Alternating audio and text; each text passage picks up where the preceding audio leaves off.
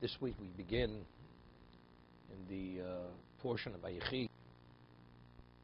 Vayechi Yaakov Eretz Yisrael Shva'esrei Shana. Yaakov lived in Egypt 17 years. Vayehi me Yaakov Shnei Chayov. The days of Yaakov, the years of his life, Sheva Shonim, Arboim Umashona, 147 years.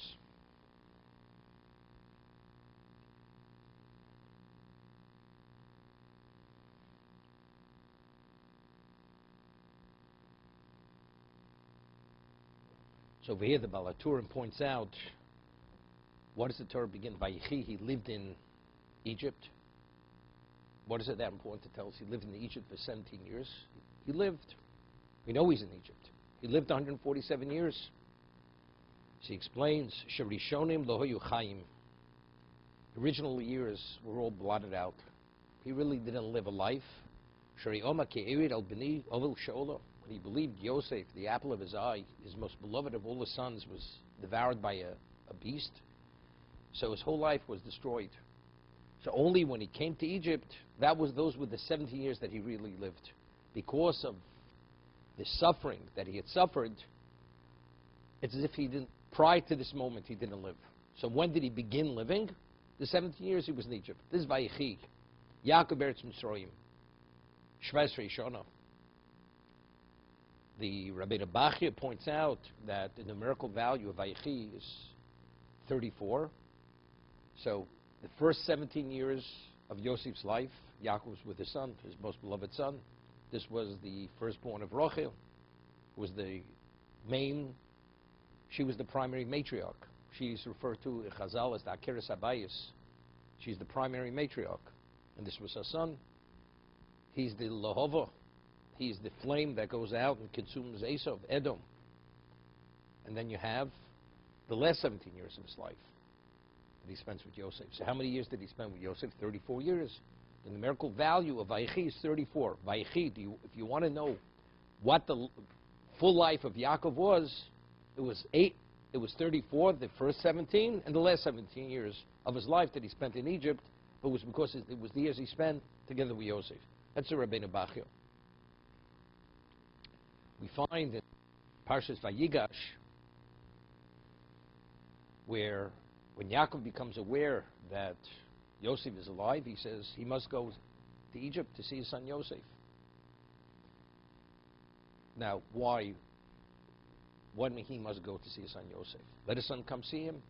So you could say until now Yosef wasn't able to inform his father that he was alive, that because of the dreams that he had dreamt, which were prophetic, he believed that Yaakov ultimately would come to Egypt and bow to him, because that was the dream, which ultimately it happened towards the end of his life. Towards the end of Yaakov's life, as it says, when he fulfilled his request, it says he bowed opposite him. So that was the bowing. But now that Yosef understands that it's not happening, his brothers already bowed, all his brothers bowed to him as being the sustainer. These are the sheaves of wheat bowing to the one sheaf. So that aspect of the dream came to fruition. But why doesn't he come to his father? Yaakov is going down to Egypt to see Yosef. I must go see him.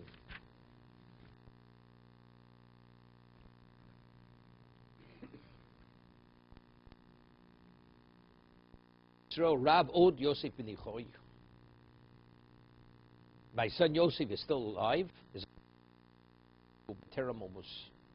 I will go and see him before I die. He has to see him. What does he have to see him for? And we find that he was frightened even to go.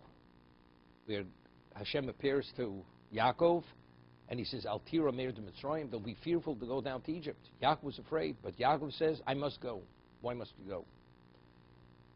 We discussed last week, it says when he saw the wagons, his spirit became enlivened, meaning he was able to rise outside of his breast state, his melon, and the Shekhinah and the divine presence came upon him. He began prophesying. But why when he saw the agolos, the wagons? So Rashi cites Chazal, because when Yosef sent the wagons, it was as an allusion to allude to the last Torah subject matter they had studied together. What was the last subject matter they studied together? The mitzvah of Egla Rufa. Law, if you find a corpse outside of a community and you're not sure, you're not able to locate the murderer, the community has to atone. Because maybe they didn't accommodate the person, they didn't host the person properly. So they take the calf, they break its neck at a certain location, and then the elders, the members of the High Court of Israel, the Sanhedrin Gedolah, they make a declaration. We bear no responsibility for the death of this man because we accommodated him, we hosted him properly, we gave him to drink, and we escorted him out of the community. So his death is not due to anything which we withheld from him. Okay? That's the last thing, that's the last halacha, the last law, subject matter they studied together. So when he saw that, his spirit became enlivened. Why? So seemingly because that was an indication that it's Yosef. What about wait, you mean he didn't believe his sons? I mean, if he believed Yehuda, that when Yehuda took responsibility for Binyamin, and he was willing to release him under his jurisdiction to return him, so if Yehuda says Yosef is still alive, why wouldn't that be enough? Why did he need the wagons to allude to the last Torah subject matter they learned? Otherwise he wouldn't have believed. He would have believed. What, he's not believing Yehuda? Evidently he has credibility to Yehuda. And the other sons have credibility. And Binyamin says, it's his brother, full brother. You mean he's not going to believe Binyamin? Binyamin was actually the equivalent of Yosef in his father's eyes, because this is the only remaining son of Rachel. So why did he need that? Only then, when he sang Hod Yosef Chai, that wasn't enough. When he saw the wagons, that was the confirmation. So the understanding is, when we speak about Yosef being alive, the Gemara tells us that Rishon b'chayim kru yamesim, that an evil person, even when he's alive, he's the equivalent of an existing person. He's not alive. Why? So what is the essence of a person? His spirituality.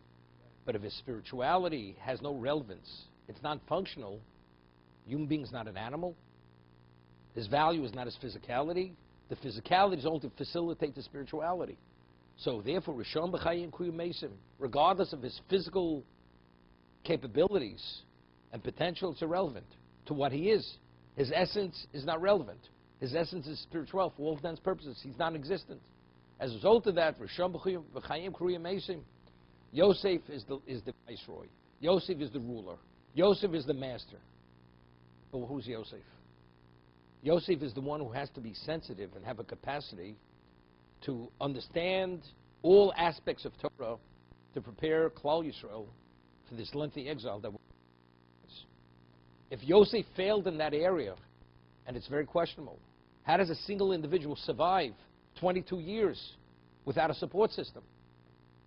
It's miraculous. The only way you have to literally be the equivalent of Yaakov. As Yaakov was able to survive Padna Aram, being in that location for all those years. Im Lavan garti v'targ mitzvah shamarti. Although I sojourned with Lavan, I kept the 613 precepts of Torah meticulously. But we said more than that. V'lo masiv aroyim, and I was totally non-influenced. I did not learn from his evil ways. My values are not diminished as much as an iota. But if Yosef doesn't have that same acuteness of clarity and sensitivity, that means Yosef failed. So when Yosef set the wagons, it was to allude, I'm the same Yosef. So we're not speaking about Yosef Chai. Chai is not enough for his father. Yosef is still alive. Does Chai mean the physical sense? Or does Chai mean tzadikim b'misos and kurim chayim? Or does it mean in the spiritual sense, is he alive? So when he saw the wagons, which alluded to the last Torah subject they had studied together, Vatchi Ruach Yaakov, he became enlivened. Now he was risen out of a melancholy state, and now the Shekhinah came upon him. Because now he understands that Yosef is still spiritually attuned, that he has the capacity, and actually he functions as he was meant to function, to prepare for the exile.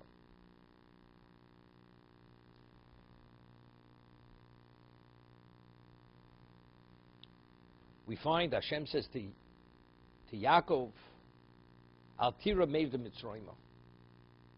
Don't be fearful. Don't be afraid to go down to Egypt.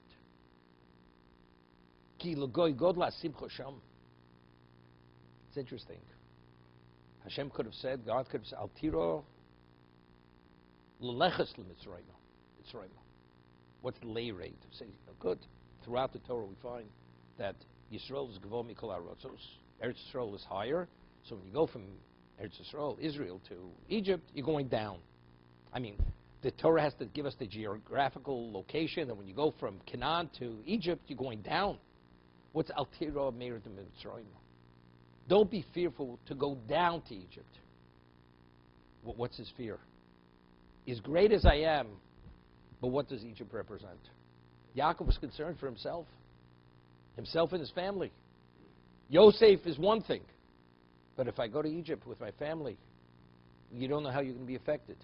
Spiritually, we may be diminished there. Al tira meir Mitzrayim. Don't be fearful for that descent. That descent will not affect you. Ki l'goy godla simcha sham. It's only there that you're going to become that great nation that ultimately, which you're going to be able to achieve the critical mass of 600,000 men above the age of 20 to merit the Gula, the redemption to be able to stand at Sinai to receive the Torah. Rabbi Bachi asks a question. The most special family in the history of Klal Yisrael was the family of Yaakov. Yaakov and the Shiftei Koch. So if that is the case, why did God wait for Sinai to give the Torah to Klal Yisrael? He should have given to Yaakov Abonov. Yaakov and his they should have been the recipients of the Torah. Of course, they studied Torah. Yaakov is Yaakov Tishtam Yoshev Holim. He's the man of the tent. He dwelt in the tent of Torah. Shared the Torah with his children. But it was Eina Mitzvah Osa. But it was on a non-obligatory level. The only mitzvahs that they were obligated to keep were the 7 no-hide laws, Milah, circumcision, and Gid Anoshe. And not to eat the sciatica nerve, the hind quarter. That's the nerve in the hind quarter of the animal. But outside of that, then there are no hides. Although they kept the Torah, but that's on the non-obligation level. God should have communicated the Torah to them, given it to them, that the mitzvah, they're commanded to observe the Torah. And as the Gemara says, Godla mitzvah yosef mishein mitzvah, greater is the one who's obligated to keep the Torah than the one who's not obligated. So why not? So Rabbeinu Bachi explains, because for the Torah to be given, you need the critical mass number of 600,000 males above the age of 20. So as special as Yaakov and his family were, that Yaakov himself was the Bechir Sheba'avos, it's irrelevant. But factually, you need the critical numbers. So that could only happen in Egypt. Ki l'goy godla simcha sham, al tira meir de Mitzrayim. Don't be fearful to go down to Egypt, because only there will you reach this critical mass, and only then we could address the objective of creation, which is Bereshis bara Elokim, that the world was created to be the location of the study of Torah, the observance of the Torah. Therefore, only the goy godla simcha sham. Now the question is, why couldn't they reach that critical mass in Canaan? It had to be only there. So this goes back to the Bris Bein Absorim. We have the covenant between the parts. What did Hashem say to Avram in the prophecy? Ger yizarcha beretz l'Elohim. Va'avodum v'inu osam. They will be enslaved, afflicted, Arba Me'er Shana for 400 years. From the birth of Yitzchak till the redemption of Egypt, it was 400 years, if you calculate the time. Therefore, they had to go to Egypt to be enslaved, to be afflicted, and so on and so forth. So therefore, it's only, so where will that number evolve? Kilgoi Godel Asimcha Shom, only there. That's simple. So what was it fearful of? It was fearful of Egypt diminishing him, diminishing his family.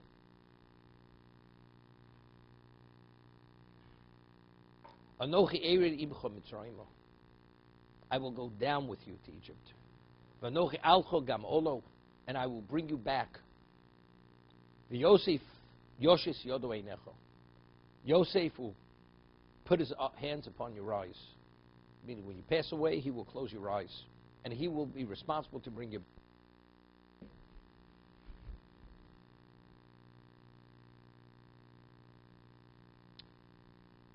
The Maral points out in his work, Where's Hashem? we find Rashi, beginning of Vayechi, cites Chazal. Why is Vayechi Parsha Stuma? It's referred to as a sealed portion. In terms of the paragraph structure, it says, because when Yaakov passed away, Nishtabdu, Nistamu Eineim, V'libam Shel Yisrael, because of the Shibud. Fishakev Shenifta Yaakov Avinu, because when Yaakov Avinu passed away, Nistamu Eineim, V'libam Shel Yisrael, Shibud. As a result of the suffering of the Shibud, of the bondage. So therefore, our eyes and hearts were sealed because of the bondage. So what does that mean? Even though it says explicitly at the beginning of Shmos that the bondage didn't actually start until the passing of that whole generation. And over there, the Orach Chaim HaKodesh points out that there were stages of bondage. So he explains it this way, he says, as long as Yaakov was alive, we were totally insulated, fully insulated. That even on the most subliminal level, we were totally unaffected. To any degree, it's as if we weren't in Egypt. That was Yaakov's presence emanated and emitted such a degree of Kedusha, it was like raising his children at Padam Aram. No different. When he passed away, that impurity started to seep in. So in terms of the actually function, it wasn't noticeable. But factually, they were affected. You're no longer the same. You're no longer the same. I'll give you an example to explain this. However, as long as Yosef was alive, because Yosef was the viceroy, his family was treated like royalty. If he's the viceroy, his family's treated like royalty. When Yosef passes away, then the royal status no longer exists. But they're treated like commoners. Not special, not mistreated, like commoners. When the whole generation passes away, this is the beginning of the bondage. That's at Orach Chaim. So it came in stages.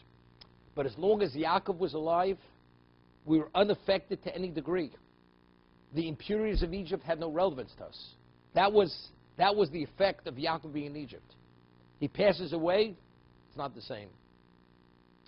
We say every day in the closing of the Shemon Esrei, the Amidah, that at the end of time, how pleasant will the mincha be? Right? It will be cheshanim kadmonios. V'orva minchas Yudah v'Yerushalayim cheshanim kadmonios. At the end of time, the mincha, the meal offering, will be as pleasant as what? As ancient days, ancient years. Which ancient years? So Midrash says it doesn't mean ancient years, the time of the first and second temple. It'll be as sweet to God as the time of Adam Arishon when he brought his sacrifice, where there was no idolatry in existence. But at the time of the Beis Hamikdash, where there was idolatry, having idolatry in existence immediately detracts. It already puts a certain level. The korban, as great as it may be, is exposed to the impurity of idolatry. The world is no longer pristine. When Adam brought his korban, at the beginning of existence, the day he was created, the world was a pristine world. As a result of that, his korban had a special sweetness, which later the korban, the sacrifice, didn't have any. As ancient days when there was no idolatry in the world. Understand?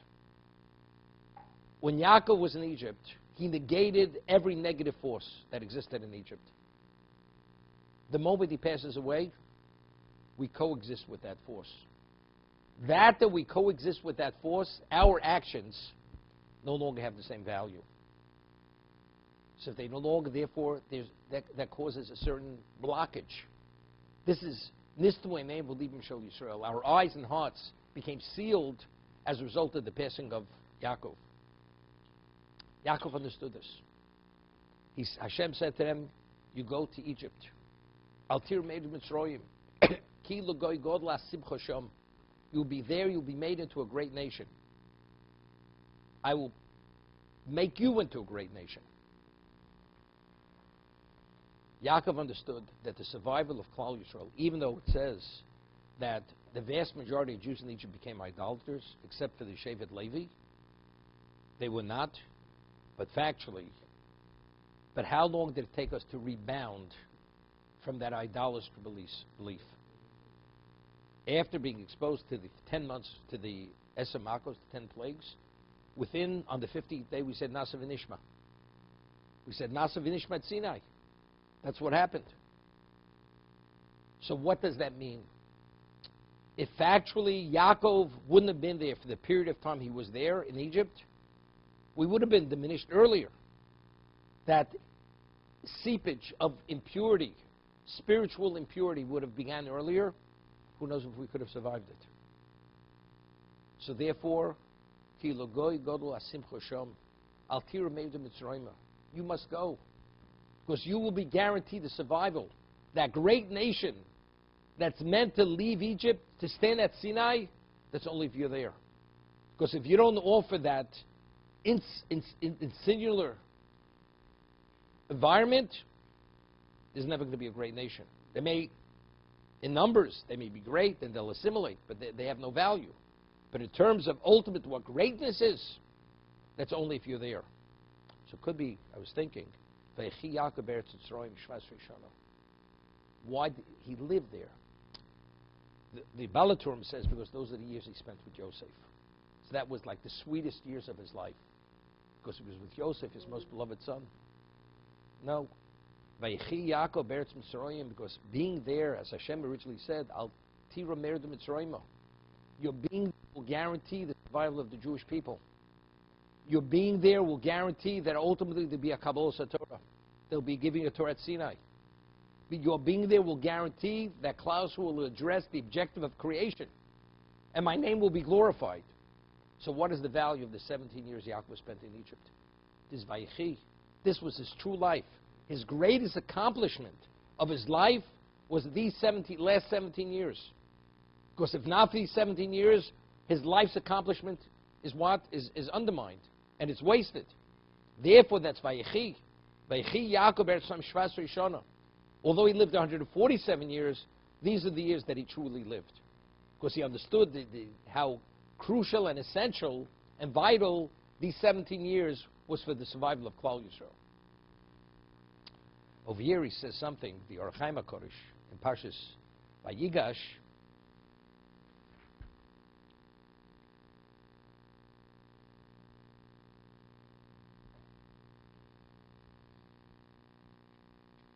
and he says something here similar to what Rav Chaim Voloshin says.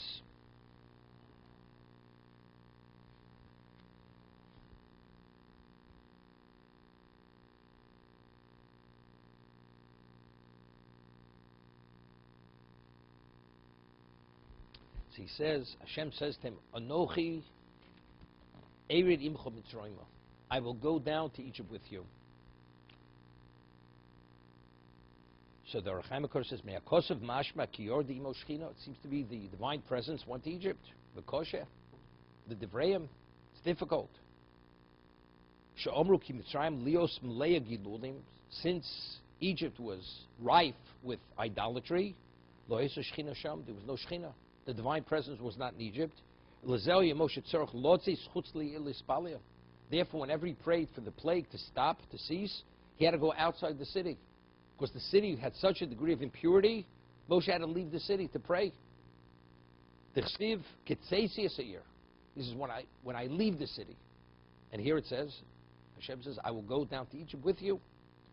And he says something, but he says he dismisses it immediately.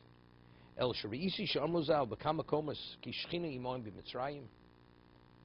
it says explicitly in the Medrash that the Shechina was in Egypt. It says, Golul Mitzrayim Shechina Imoim. It's quoting the Medrash. We were exiled to Egypt, the Shechina, divine presence, was with us. V'chein Omru, in this week's Parsha, V'ishtachvu Yisrael Arosh HaMito. It says, Yisrael, Yaakov, he bowed at the head of the bed. L'Shechina Shohisa. The Shechina was there.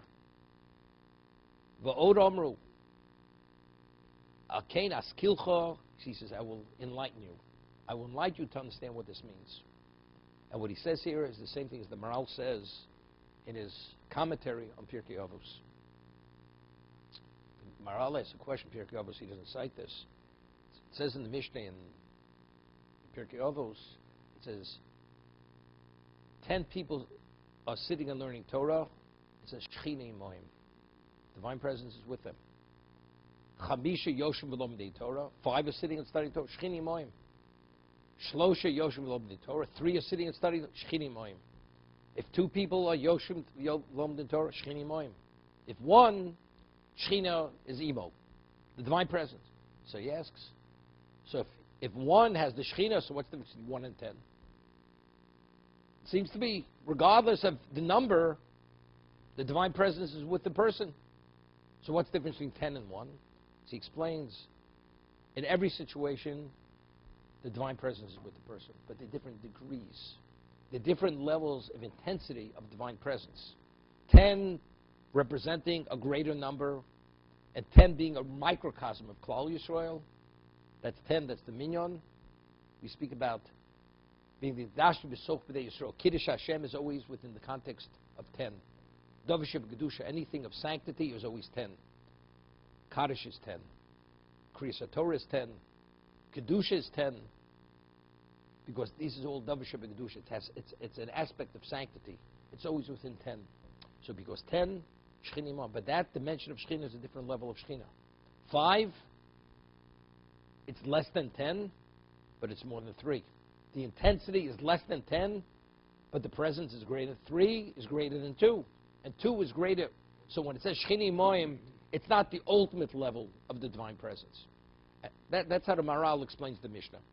So the Or Chaim says something similar here. He says, Ki hadrogos or Ashchina rabim hemo. The many levels of the light of the divine presence are many. Halo timtzo shasor yoshvim, quotes the Mishnah in Pirkei Avos. Umotzinu shel yorda shchina beineim shel Yisrael el ach she'osu mishkan. It says explicitly in Torah. When did we have the Shechina? When we built the Mishkan. And took many things had to be done to bring the Shechina, the divine presence. Ubi Ridosa, what happened when the Shechina came? It says they bowed and they proclaimed God's glory. Ro Masa Shem v'Koved Hashem Molei HaMishkan. Mash'ein Hergish Kain v'Loch Yotzim B'Shosha Oskim B'Torah Afilu Elef. You can have 1,000 people studying Torah. Whatever Shechina that is, it's not comparable to what happened in the Mishkan. But that's called Shechina, this is called Shechina, so what's the difference? Elevadi yesh hadrogos ein misbo lehem. Said we see clearly the different gradations of intensity of the divine presence, which are unlimited. La shro Shechina besod ki gavo me'al gavo shomer. V'yisrabe ha'or b'ashroso kvi b'chinas ha'sovev ha'shros ha'shechina. And based on the cause of why the Shechina is entering, that will determine the degree and abundance, intensity of light which will come as a result of that. Say Lamad, Hashor Shechin Bar Sinai. Sinai was the greatest, the most advanced level of God's presence. Ulamatim Menu. And what was the one less than that? Hashor Osa Beis HaMikdash. Vosli Mikdash Shechanti Besochim Beis HaMikdash. Ulamatim and Hashor Shechino Ala Novi. A prophet when he prophesies. What's the basis? God's presence attaches itself to him. And this is how the communication comes about. Ubeis HaKnesses, Ubeis HaMedrash. The Gemara tells us in Megillah that a Beis HaMedrash is referred to as Migdash Ma'at. It has a semblance of the temple. That's what it is. Ubein Asor She'oskim B'Torah L'mato. 10 studying, 5 studying, 3 or 2 or 1. Various levels of Shechina. But each one's a different level.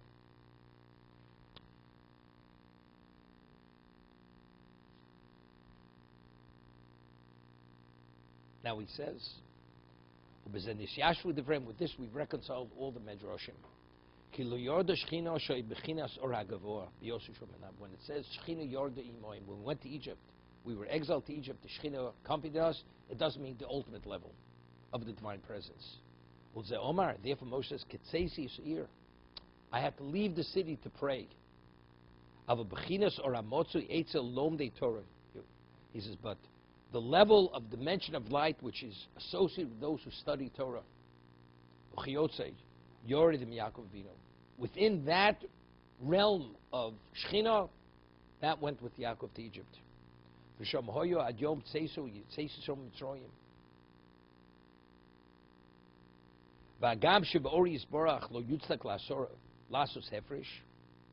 Now, something else about it. I was thinking why the question was not a question. It was not a question.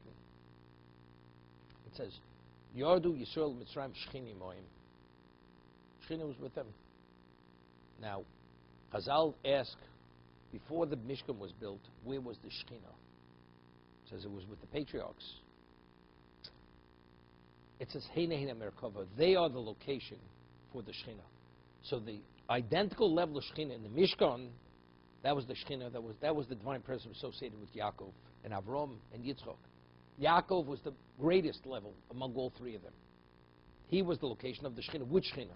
The Shechina which was the equivalent, because it says afterwards, that level was in Mishkan.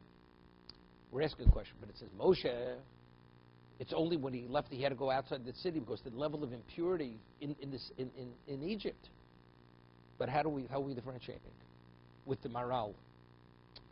When Yaakov went to Egypt, there was no seepage. If Egypt didn't exist, it's like he carved out a portion for himself. That wasn't called Egypt. Moshe was not Yaakov. Moshe was not the location of the Shechina. As a result of that, it's not difficult. Yardu Yisrael, Golu Yisrael Mitzrayim Shechina Imam. But why? Because Yaakov went to Egypt. It's true, after Yaakov passes away, the Shechina is no longer there. It says, Kishagolu. When we went to Egypt, the divine presence was with us. For how long? For those 17 years that Yaakov lived in Egypt. Afterwards, it's not there. The level of Shechina is not there. But that was crucial. That was crucial for our survival. Without that, the erosion, the spiritual erosion would have begun immediately. The moment we entered into Egypt, it would have been the beginning of the end.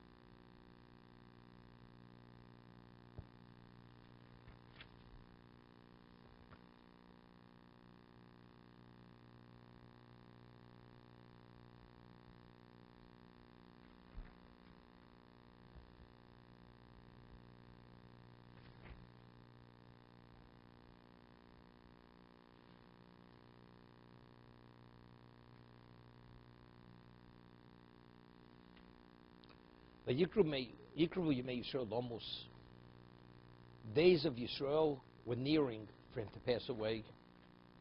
Yikru Yosef, he summons his son Yosef. So Rashi explains, why did he call Yosef?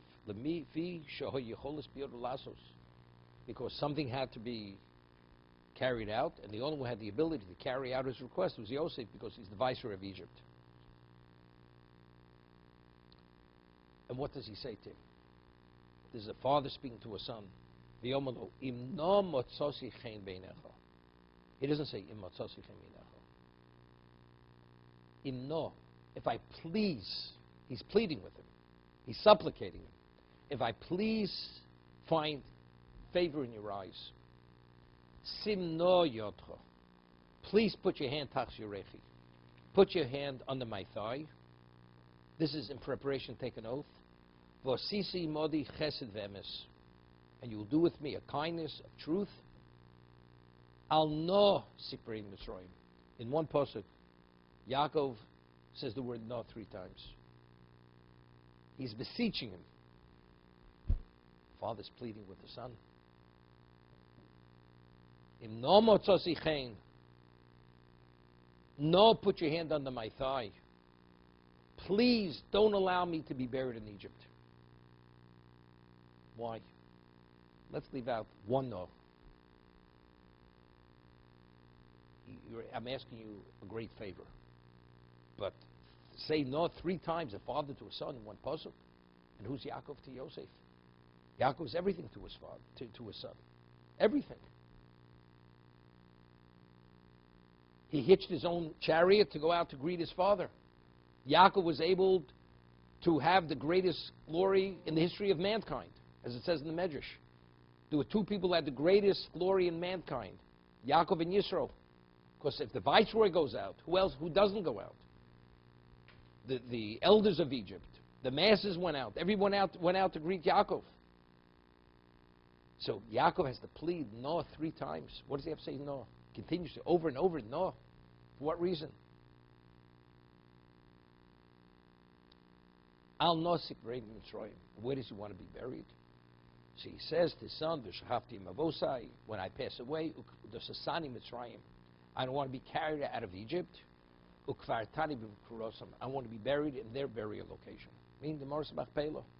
That's what I'm asking you. V'yomar anochi esek v'recha. I will do exactly as you request. As your words, as you're requesting. V'yomar hishavali. He says, I want you to take the oath. V'hishavalo. And he swears, Vayishtachu Yisrael Rosh HaMito. Yisrael bowed at the head of the bed. He gave thanks. Because it was evidently, you have to give thanks. Evidently, you're giving thanks. It's not so simple. It's not so simple. It wasn't simple. You ask your son, could you please bring me something? Say, please, manner of speech. And he accommodates your request. You bow. You bow to give thanks to Hashem that your son brought you something. Your son owes you your life. Whatever Yosef was due to his father. Everything is due to his father. He has to plead with his son. And when he finally acquiesces to his request, the Siforno says, Lahodos lakono, to give thanks to his maker, al shechono lahasik zeh meis beno, that God was gracious that he was able to achieve this from his son. Hear this? He says, when Eliezer Eved Avram had heard that Besuel and Lavan had said, it's from God, this match, V'yishtachu arzo l'Hashem, said he prostrated himself to give thanks to God. Yeah, he's equating this to that. There wasn't so simple. They wouldn't have released Rivka, so who's going to be the future matriarch of the Jewish people? So that it worked out, and Hashem listened to his tefillah, to his supplication, and the schus of Avram, his master, gave thanks to God that he was able to succeed in the mission to bring Rivka back. He says, that's what, Vayishtachu Yisrael the Rosh HaMito, to give thanks to his maker that he was able to achieve what he wanted through his son. Similar achievement. Not so simple. Why isn't it simple? Well, clearly it's not. If he has to say no 3 times, and then he has to bow, and the bowing according to Siforno is to give thanks, this is an achievement. This is not a simple feat over here. What happened? But what was so difficult? I was thinking,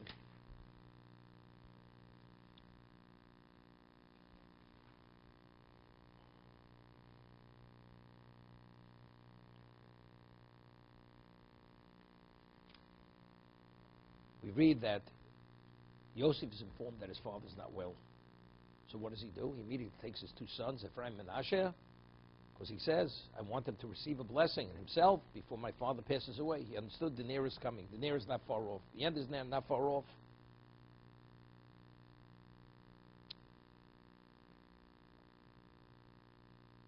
So he says to Yosef,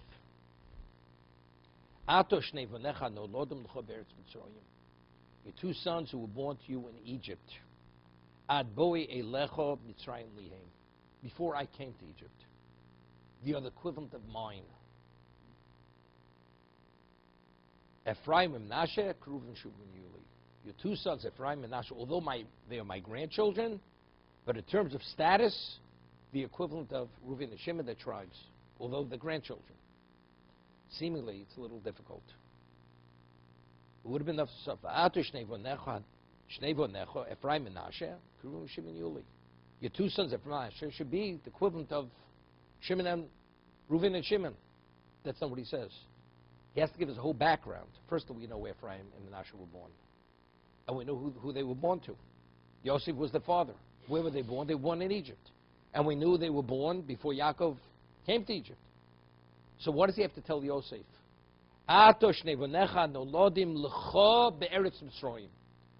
Your two sons that were born to you in the land of Egypt, before I came to you in Egypt. Liheim. So what is he saying? Because they were born to you in Egypt, before I came to Egypt, that's why they are mine. Therefore, they have the value of Reuven and Shimon. What does that mean? Who are Ephraim and Menashe? They weren't simple.